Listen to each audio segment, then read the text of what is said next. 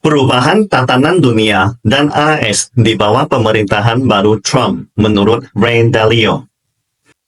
Kebijakan America First, penghapusan Deep State, konflik untuk menjatuhkan China, andil dengan orang terkaya dunia Elon Musk, dan masih banyak lagi. Siapa sebenarnya Ray Dalio itu? Raymond Thomas Dalio adalah seorang konglomerat asal AS, pendiri dana lindung nilai atau hedge fund Bridgewater Associates, yang mengelola dana sebesar 112 miliar dolar. Sekarang, skenario mimpi buruk mengenai kekalahan tipis Trump dan pertarungan pemilihan telah dihindari oleh kemenangan telak Donald Trump, yang didukung oleh sayap kanan atas alternatif sayap kiri Kamala Harris. Dan sejumlah pengangkatan kunci telah diumumkan.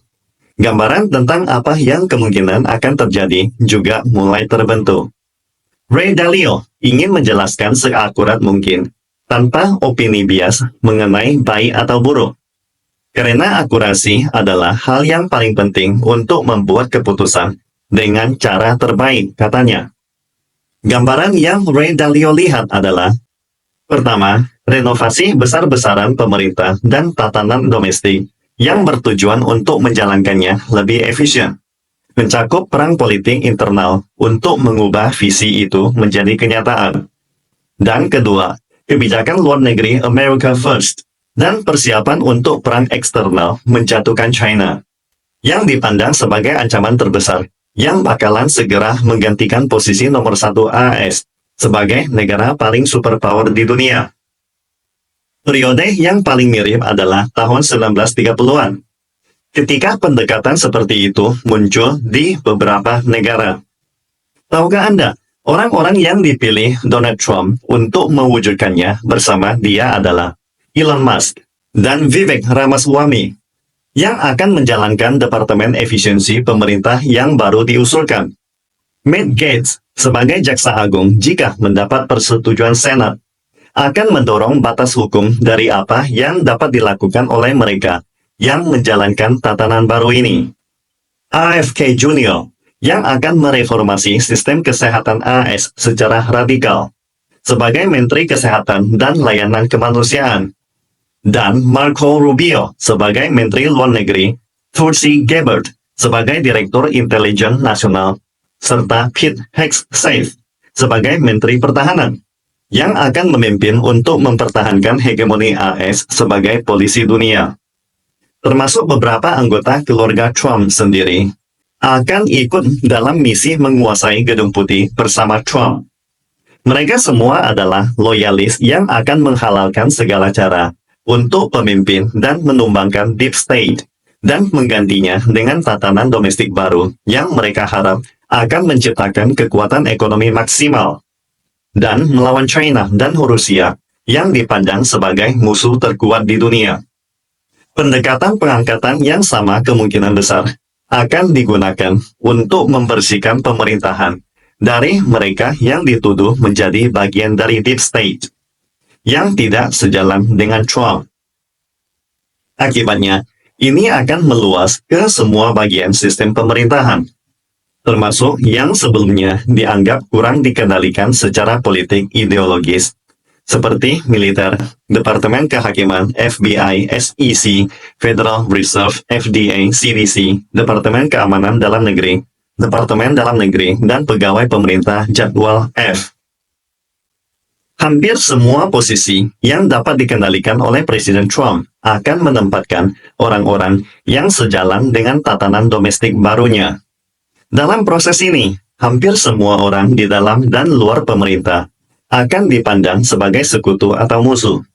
Dan semua kekuatan yang dimiliki oleh Trump dan sekutu-sekutunya akan digunakan untuk menghancurkan musuh-musuh yang dianggap menghalangi reformasi mereka.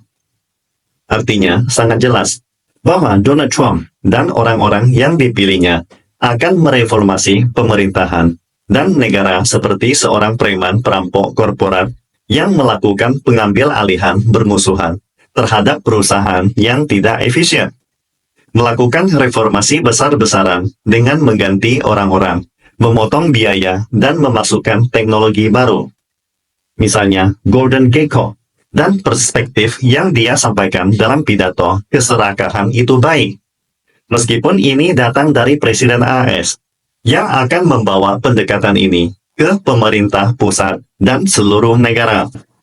Sebagaimana disebutkan di atas, kasus historis yang paling mirip adalah negara-negara sayap kanan keras pada tahun 1930-an. Reformasi ekonomi negeri elang botak ini kemungkinan besar akan datang melalui kebijakan industri yang dirancang untuk meningkatkan produktivitas dan efisiensi tanpa banyak khawatir tentang masalah-masalah seperti menjaga lingkungan, mengatasi perubahan iklim, mengatasi gelandangan, atau mendorong keberagaman, kesetaraan, dan inklusi yang bisa menghalangi hal-hal ini. Beberapa area kunci seperti pendidikan dan pengelolaan utang nasional kemungkinan akan diabaikan. Selama kemitraan Trump-Musk berlangsung, mereka akan menjadi perancang dan pelaksana utama dari tatanan domestik baru ini. Kebijakan-kebijakan ini bisa jadi sangat menguntungkan Wall Street, beberapa perusahaan teknologi, dan sebagian besar bisnis yang terhambat oleh regulasi dan khawatir tentang kenaikan pajak. Sementara entitas-entitas ini sebelumnya dibatasi dalam banyak hal untuk melakukan kesepakatan, mereka nantinya akan jauh lebih bebas dari kendala pemerintah. Perubahan-perubahan ini akan sangat bermanfaat bagi para pembuat kesepakatan financial, bank, dan manajer aset, karena mereka akan memiliki lebih banyak kebebasan dan lebih banyak uang serta kredit, karena kontrol modal akan dilonggarkan. Sebaliknya, The Fed, sang pencetak dolar, akan ditekan untuk membuat uang lebih mudah diakses.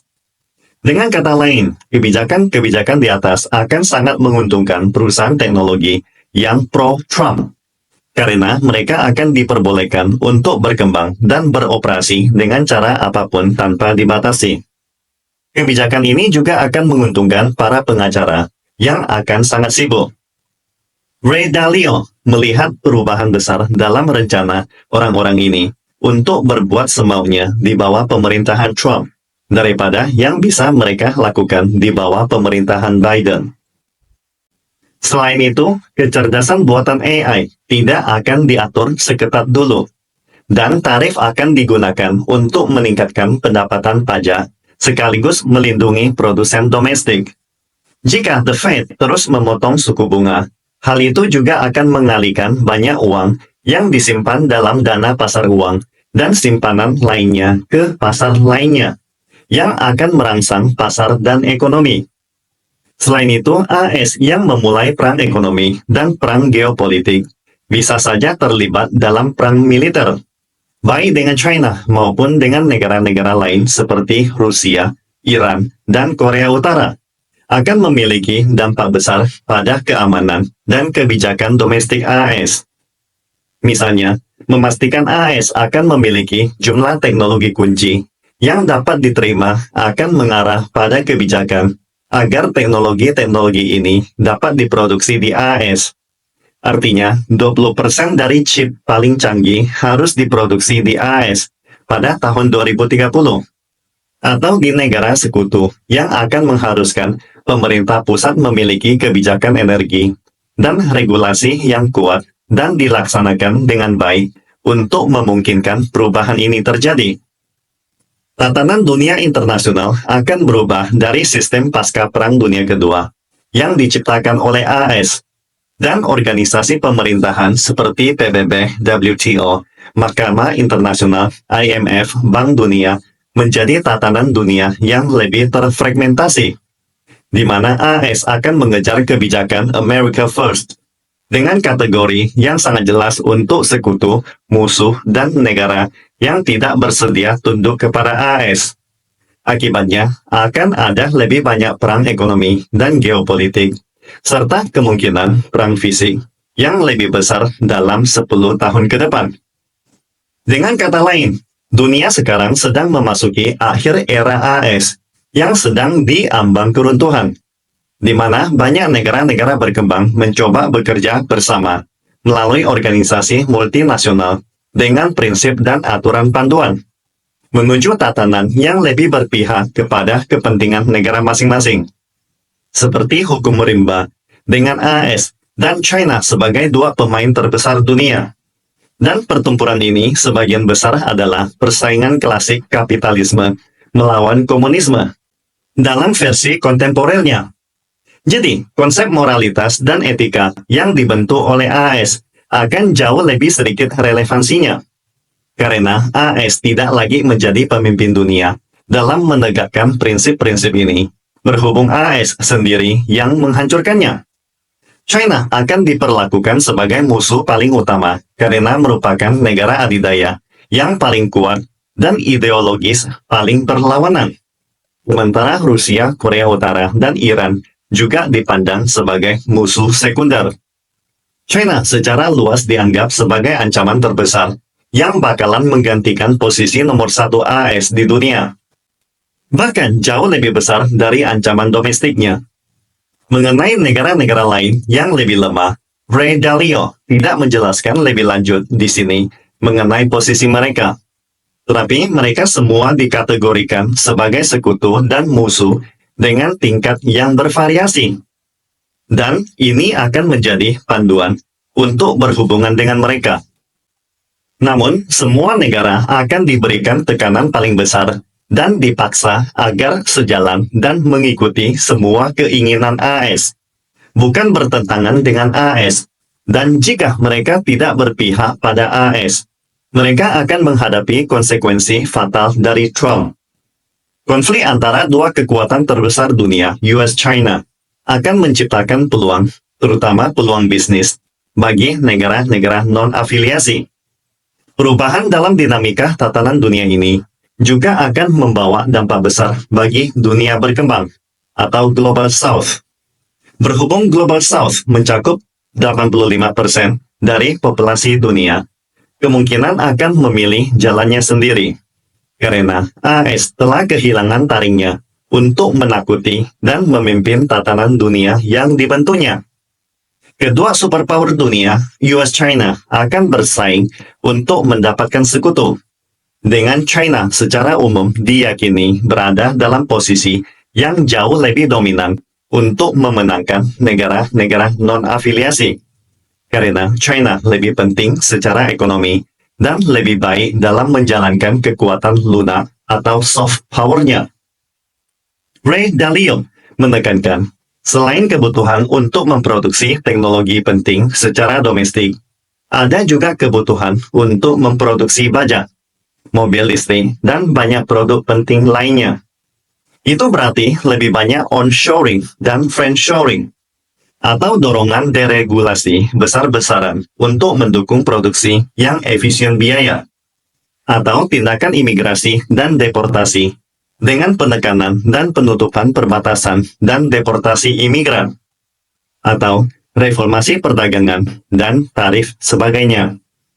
Tantangan dalam merakit dan bekerja dengan sekutu-sekutu AS, seperti Jepang, boneka sekutu terpenting AS dalam melawan China, atau boneka sekutu lainnya seperti Inggris dan Australia, yang bukan merupakan kekuatan besar dunia, atau Eropa yang lemah dan memiliki banyak masalah sendiri, dan tidak memiliki kepentingan dalam pertarungan ini.